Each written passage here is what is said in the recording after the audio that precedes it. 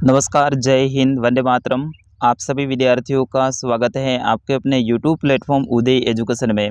विद्यार्थियों, आज के इस वीडियो में लेके आया हूँ क्लास 7th हिंदी विषय का पेपर, जो कि आपके आने वाले वार्षिक परीक्षा की दृष्टि से अति महत्वपूर्ण रहने वाला है और आप सभी विद्यार्थियों के लिए वरदान साबित होने वाला है।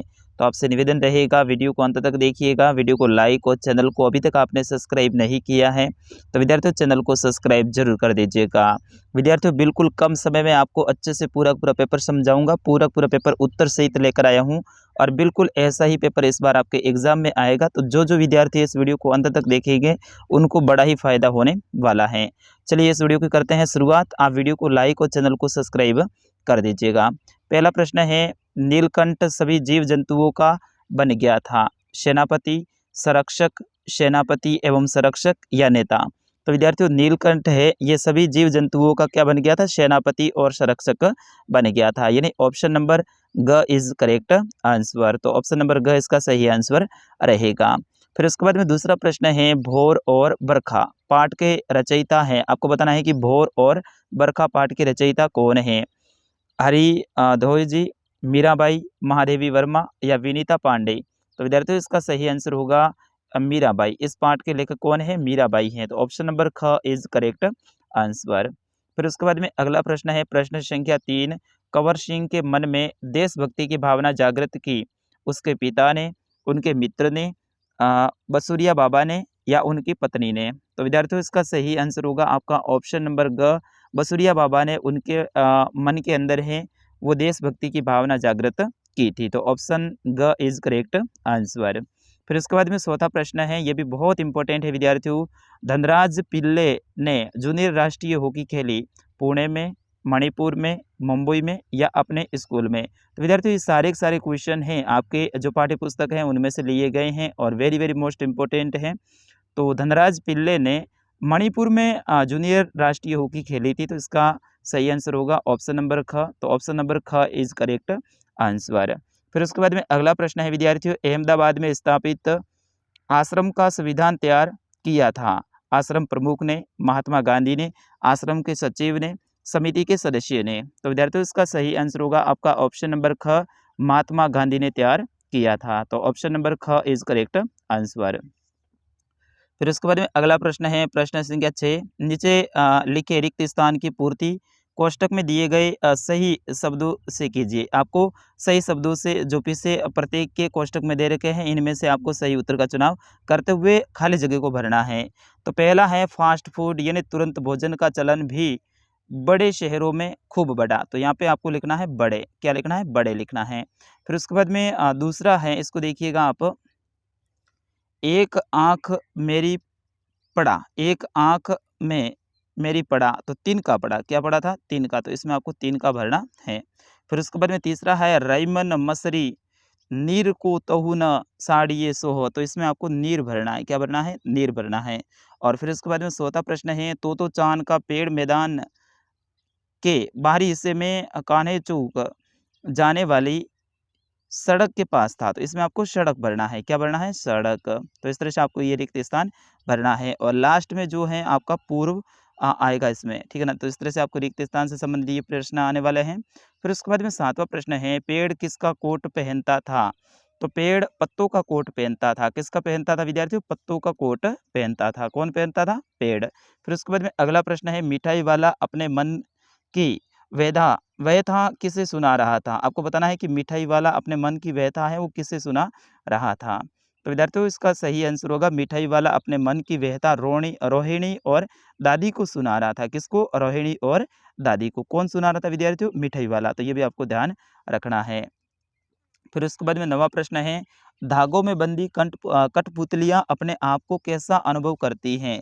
तो धागों में बंदी कठपुतलियाँ अपने आप को पराधीन अनुभव करती हैं, यानी दूसरों के प्रति आश्रित रहना ऐसा अनुभव करती हैं, उनका अपना कुछ भी नहीं है। फिर उसके बाद में अगला प्रश्न है, लेखक ने नटखट बेटियां किन्हें कहा है? तो विद्यार्थियों, इसका सही आंसर होगा, लेखक ने हिमालय की गोद में निकलने वाली गंगा, यमुना, सतलुज और सिंधु ब्रह्मपुत्र नदियों को नटखट बेटियां कहा हैं। तो ये बहुत इंपॉर्टेंट है विद्यार्थियों, 100% ये आने की संभावना रहेगी। तो लेखक ने नटखट बेटियाँ किसे कहा है? हिमालय से निकलने वाली जो नदियाँ हैं जिसमें गंगा, यमुना, सतलुज, सिंधु और ब्रह्मपुत्र नदियों को कहा है।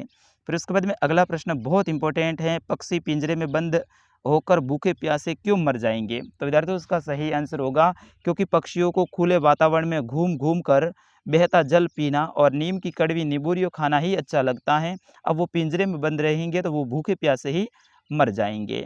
फिर उसके बाद में 12वां प्रश्न है, पक्षी उन्मुक्त रहकर अपनी कौन कौन सी इच्छाएं पूरी करना चाहते हैं? तो ये प्रश्न बहुत इंपॉर्टेंट है। तो पक्षी उन्मुक्त रहकर आकाश की सीमा को जानना चाहते हैं या फिर उन्हें लांघना चाहते हैं, क्षितिज से प्रतियोगिता रखना चाहते हैं, बहता हुआ जल पीना चाहते हैं, कड़वी नींबूरियों खाकर पेड़ों की ऊंची ऊंची टहनियों पर झूलकर और अपनी सोच से आकाश के अनार के दानों रूपी तारे चुग कर अपनी इच्छाएं पूरी करना चाहते हैं। तो ये सारे के सारे आपको बता देना है कि भाई खुले आसमान में उड़ना चाहते हैं, बहता जल पीना चाहते हैं, विभिन्न प्रकार के फल फ्रूट खाना चाहते हैं, खुले आसमान में उड़ना चाहते हैं। तो इस तरह से आप इसमें बता सकते हैं अपने मन से भी। फिर उसके बाद में अगला है कि सर्वनाम कितने प्रकार के होते हैं, लिखिए। तो विद्यार्थियों सर्वनाम 6 प्रकार के होते हैं, पुरुषवाचक सर्वनाम, निश्चयवाचक, अनिश्चयवाचक, संबंधवाचक, प्रश्नवाचक और निजवाचक। तो ये प्रश्न बहुत इंपॉर्टेंट है विद्यार्थियों, सर्वनाम कितने प्रकार के होते हैं? 6 प्रकार के होते हैं। फिर उसके बाद में 14वां प्रश्न है, वचन की परिभाषा लिखिए। आपको बताना है कि वचन की परिभाषा लिखनी है। तो शब्द जिसके रूप में एक अथवा अनेक का बोध होता हो वचन कहलाता है। फिर उसके बाद में 15वां प्रश्न देखिए, वसंत ऋतु में नीलकंठ के लिए जाली घर में बंद रहना असहनीय क्यों हो जाता था? तो आपको बताना है कि वसंत ऋतु में नीलकंठ के लिए जाली घर में रहना बंद रहना है वो असहनीय क्यों हो जाता था? तो उनके बारे में अच्छे से याद करना है। इस प्रश्न को आप पढ़ सकते हैं। फिर उसके बाद में 16वां प्रश्न है, आँख में तिनका पड़ने के बाद घमंडी की क्या दशा हुई? आपको बताना है कि आँख में तिनका पड़ने के बाद में घमंडी की क्या अ, दशा हुई। तो इसमें सही आंसर होगा, आँख में तिनका पड़ने पर घमंडी तिलमिला उठा और बेचैन हो गया क्योंकि उनकी आँख लाल होकर दुखने लगी और जिससे उसका सारा घमंड है वो चूर-चूर हो गया। फिर उसके बाद में अगला है कि लेटर बॉक्स को सभी लाल ताऊ कहकर क्यों पुकारते थे? यानी लेटर बॉक्स को सभी लाल हैं वो ताऊ कहकर क्यों पुकारते थे? लाल ताऊ कहकर क्यों पुकारते थे? ये प्रश्न बहुत इंपॉर्टेंट है विद्यार्थियों। फिर उसके बाद में अगला प्रश्न है प्रश्न संख्या 18, हिमालय की बेटियां पाठ का उद्देश्य क्या है? आपको बताना है कि हिमालय की बेटियां जो पाठ है उसका उद्देश्य क्या है? तो उसका सही आंसर होगा, इसके माध्यम से लेखक हिमालय से निकलने वाली नदियों के नाम, उद्गम स्थल और उनके परिवर्तन होने वाले रूप में हमें परिचित कराना चाहा और साथ ही मानवीय संबंधों के आधार पर हिमालय और नदियों के बीच पिता पुत्र का नाता भी बताया है। फिर उसके बाद में आगे के जो इम्पोर्टेंट प्रश्न रहेंगे जैसे कि वीर कंवर सिंह पाठ का उद्देश्य स्पष्ट कीजिए। फिर उसके बाद में अगला प्रश्न इम्पोर्टेंट रहेगा, प्रधानाध्यापक को अवकाश के लिए प्रार्थना पत्र विवाह में जाने के लिए लिखना है। अगर ये नहीं आता टीसी के लिए भी आ सकता है और 2 दिन के अवकाश के लिए भी आप मांग सकते हैं। और अंतिम प्रश्न रहेगा, किसी एक विषय के ऊपर निबंध लिखना है, जल संरक्षण, पर्यावरण प्रदूषण।